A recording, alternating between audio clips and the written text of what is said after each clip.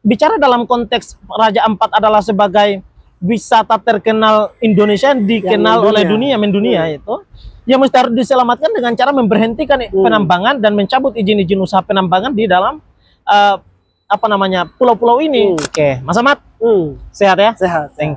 Thank you. Sudah ngopi? Tadi ditraktir sama Kak Epot. Oh, sudah. Om saya. Om saya, Om Epot. Om Epot. Iya, adindanya Bahlil.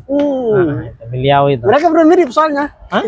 Berdua mirip. Iya, kan. Cuma kalau soal kantung Bahlil banyak. Iya. Beliau punya tambahan. Mas Ahmad, kemarin kan kita sudah bahas satu ya, bicara soal masalah Raja Ampat yang dimana kita menyesalkan tidak adanya langkah-langkah preventif atau ya dari Bahlil ya, yang kemudian mendiami persoalan ini malah justru kemudian ya meminta waktu agar untuk persoalan ini ya dievaluasi dulu. Kata beliau. Jadi kita sesalkan menyangkut soal masalah hal itu kan. Nah, yang kedua ini mungkin hari ini kita bicara soal masalah Raja Ampat, walaupun sebetulnya ketika bicara menyangkut soal masalah Raja Ampat ini kan sesuatu yang bukan asing, bukan yang jarang didengar, tetapi sudah familiar, sudah familiar di mata dan sudah familiar di kuping gitu kan. Kita sudah terbiasa mendengar dan sudah terbiasa melihat panorama yang ada di Raja Ampat. Walaupun kita belum ke sana. Tetapi kita semua memiliki keinginan untuk pergi ke sana karena dalam gambarannya Raja Ampat adalah merupakan surga kecil yang turun di bumi. Tepatnya ada di negeri Papua, punya Indonesia, gitu ya. Nah itu Raja Ampat itu kan eksotik, menarik, dipandang mata oleh dunia. Mancanegara, turis ya, dari mancanegara kemudian datang ke sana. Karena ada something yang paling sangat berbeda dan tidak dimiliki oleh tempat lain yang berada di Raja Ampat. Lautnya yang alami. Dasar lautnya yang kaya akan ekosistemnya gitu ya. Sampai 100.000 kan gambar itu kan Raja Ampat. Raja Ampat, betul. Nah, jadi Raja Ampat itu adalah kekayaan alam yang dimiliki oleh Indonesia yang jarang dan tidak dimiliki sama sekali oleh negara-negara lain. Itu yang sebetulnya harus dirawat. Harus dirawat tentunya dan tidak boleh dicemari. Bayangkan saja membuang sampah sembarangan di situ saja itu tidak boleh. Apalagi ditambangi. Gitu. Ini kan di luar nalar orang yang waras gitu. Betul. Ini karena atas nama investasi, atas nama ya untuk menambah gitu ya kekayaan alam Indonesia ini dieksploitasi untuk sepenuhnya adalah untuk memberikan penambahan dan mensejahterakan masyarakat gitu. Yang kita khawatirkan gini, jangan sampai kejadian seperti di Ternate, terus di Morowali. Oke, betul. Yang imbasnya kan terkait dengan yang banjir bandang kan? Betul. Yang paling poinnya tuh begini, ketika bicara menyangkut masalah Raja Ampat ini kan tadi misalnya yang terlintas dalam benak kita apa? Raja Ampat itu adalah tempat wisata yang berbasis kepulauan. Ya toh? Jadi ini Alhams, yang Pulau Gak yang di itu tuh, yang ditambang itu tuh, kalau kita dari Seram nih, kalau naik kapal tujuan Sorong, itu satu pulau pertama yang dilihat.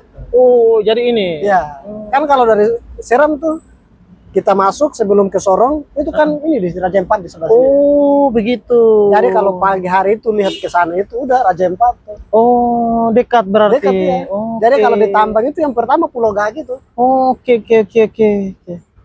Jadi yang tadinya kita lihat keindahannya, karena ditambang itu udah lihat tanah doang. Iya. Yang tadinya kan kita lihat adanya penghijauan, ya kan? Jadi ada kicauan burung dari sana. Kapal perintis itu kan masuk Sorong kan dia agak dekat ke ini tuh, ke pulaunya tuh. Jadi di situ agak dipelanin ininya. Betul. Jadi orang menikmati tuh perjalanan dari Pulau Seram ke Sorong. Iya. Panorama itu ya. Panorama itu yang bikin orang semuanya seolah-olah terhipnotis. Gitu. Iya. Tapi itu adalah satu fakta ya. Fakta daripada indahnya panorama yang ada. Dan hari ini faktanya terbalik gitu ya. Satu fakta yang indah malah justru kemudian disulap menjadi fakta yang memilukan. Orang kemudian banyak merasa kesal dan merasa sesal ya.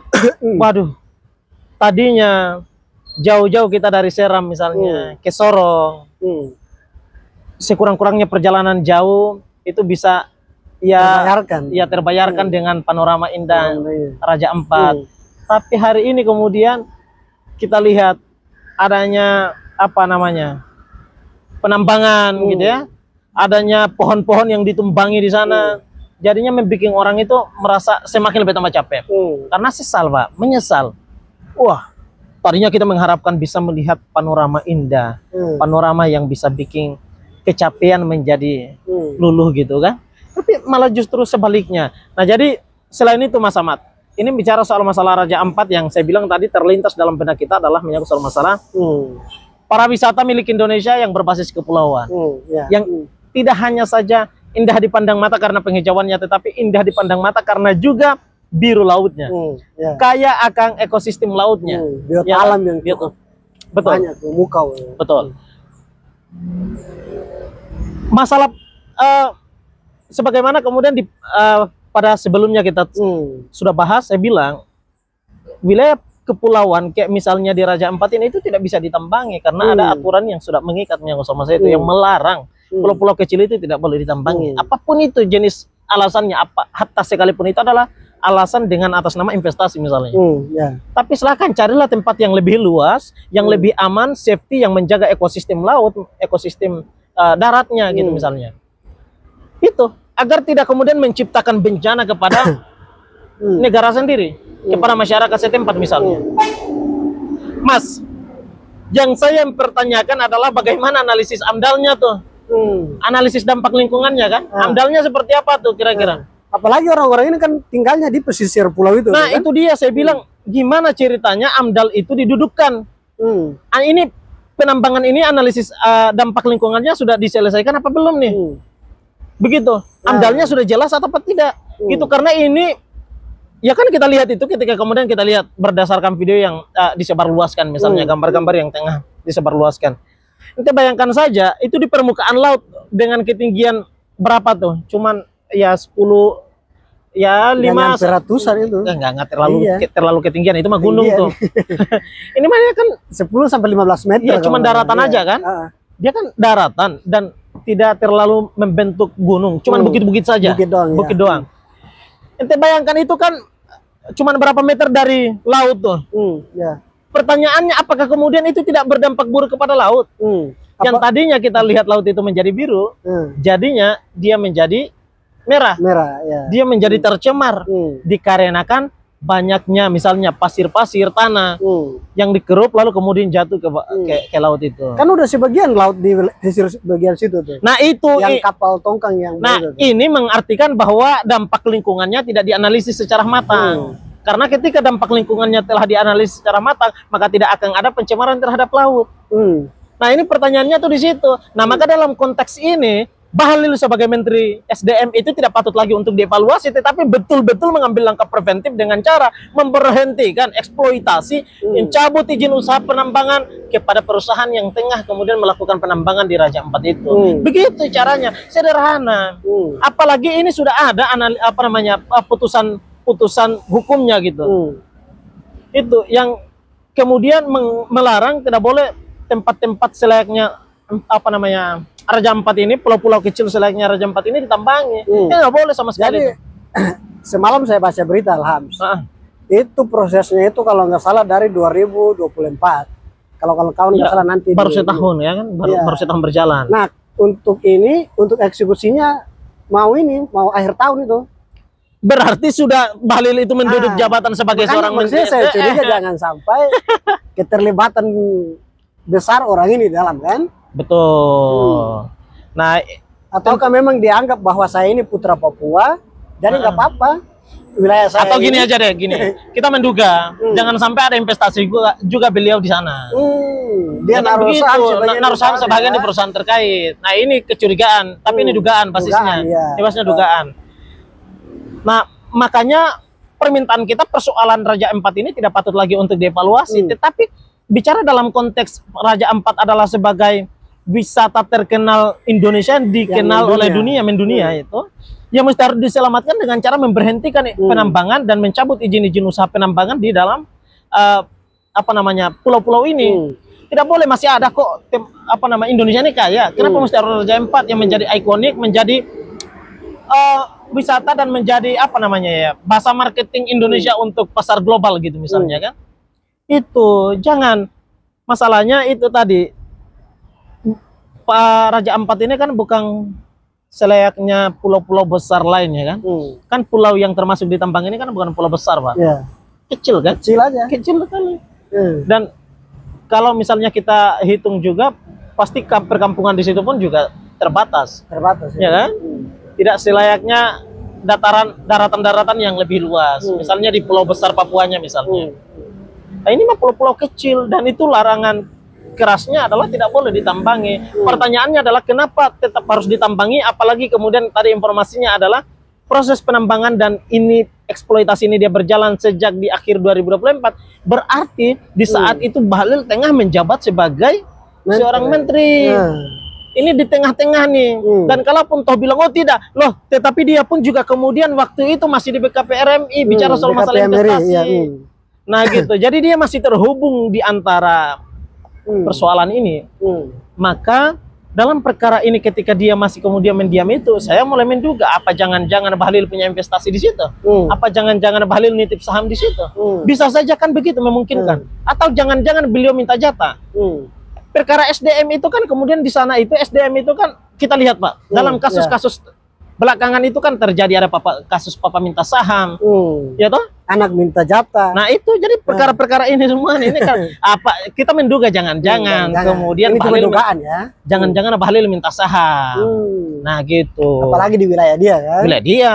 Tapi maksudnya gini. Mustahil loh, mustahil kalau dia tuh nggak tahu soal masalah.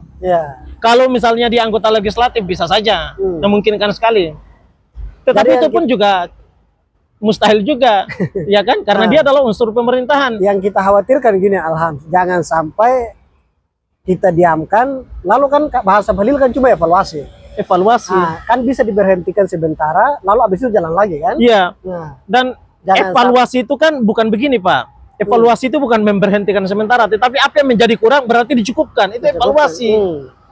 Gitu. Ya maksudnya jangan sampai kita diamkan lalu abis itu jalan lagi gitu kan? Maka perkara ini kita bukan minta evaluasinya, harus dicabut aja izin usaha pertambangan di Raja Ampat itu. Tapi pertanyaannya bisa atau enggak?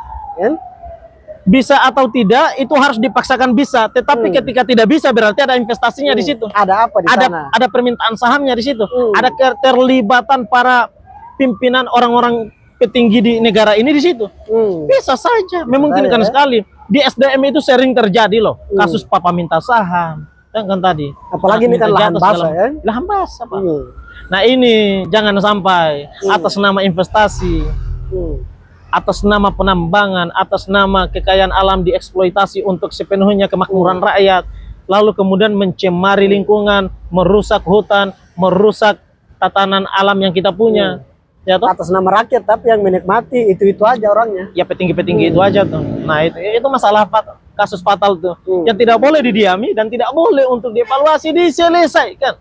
Kan tadi saya tekankan, sudah ada putusan yang melarang tidak boleh pulau-pulau kecil selayaknya Raja Empat ini ditambangi. Artinya jelas jangan dievaluasi, dicabut. Titik itu. Tapi memang pemerintah Indonesia ini mereka batu juga.